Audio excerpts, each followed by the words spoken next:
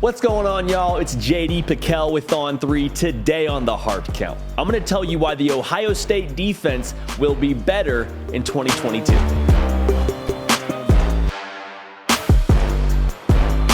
Welcome into the Hard Count, the People Show. For every single thing that you know and that you love about college football, it happens here on a nearly daily basis. Nick Brake doing the heavy lifting. You can help drive the show at my Twitter page, at JD Pickell. Ohio State brings back the Monstars on offense, really. I mean, Jack Smith and Jigba, CJ Stroud, Travion Henderson.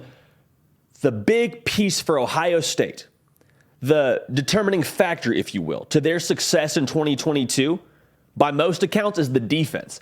If they can just be marginally better on defense, they're going to be playing for likely a national championship. A lot of people think that at the very least they can make the college football playoff. So why will they be better?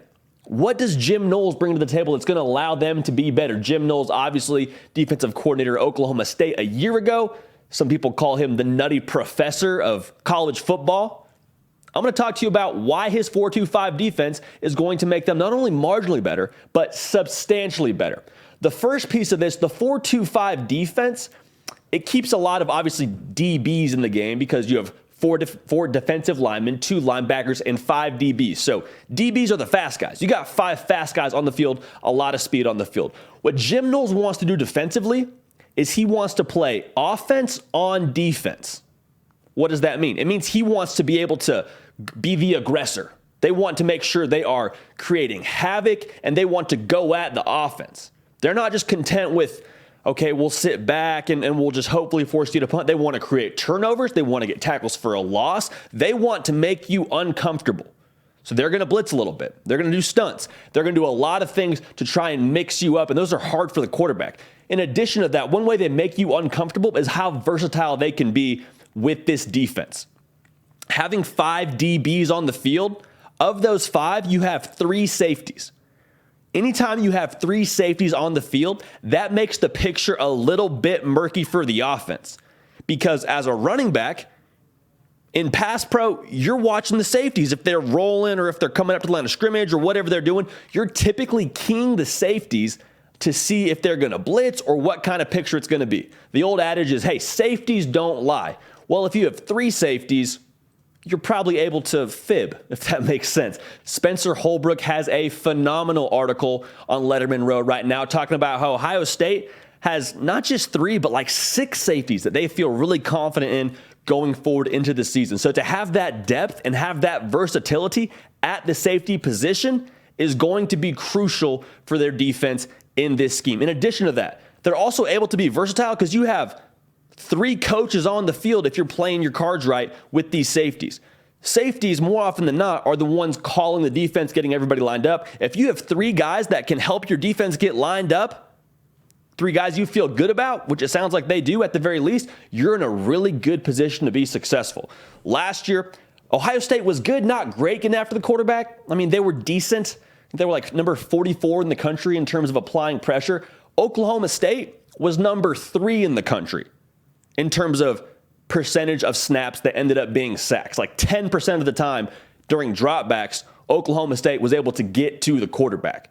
So Ohio State, be excited because you got some players on the defensive line, but you're going to get a lot of help from the 2nd and 3rd level of this defense in terms of heating up that quarterback. So they're going to be able to create plays on defense with this scheme.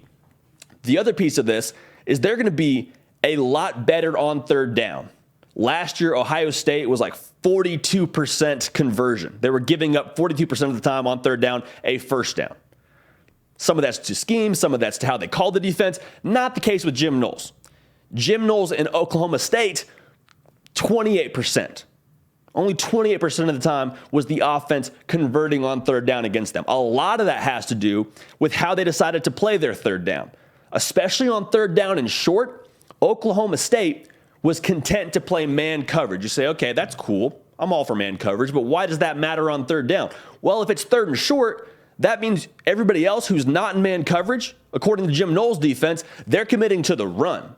And so if you game plan well and if you're able to have your keys correct as a defense, you're able to turn more guys loose to go tackle whoever that ball carrier is. And so by process of the statistics, based on what we're seeing here, Oklahoma State, that worked for them. Jim Knowles got his guys in the right position. So that man coverage on third down and how they played those third and short situations was really successful for them. Expect to see more of that. Expect Ohio State to play a similar flavor of defense on third down as Oklahoma State did a season ago. Ohio State's got a lot of dogs on this defense. They got a lot of guys that came in with 4 stars next to their name. It's not a matter of talent. We know that. Jim Knowles, paired with that talent, opposing offenses need to be weary of the Buckeyes defense in the fall. That's it for us here on the Hard Count. Appreciate you tuning in. Subscribe to the channel. Follow me on Twitter.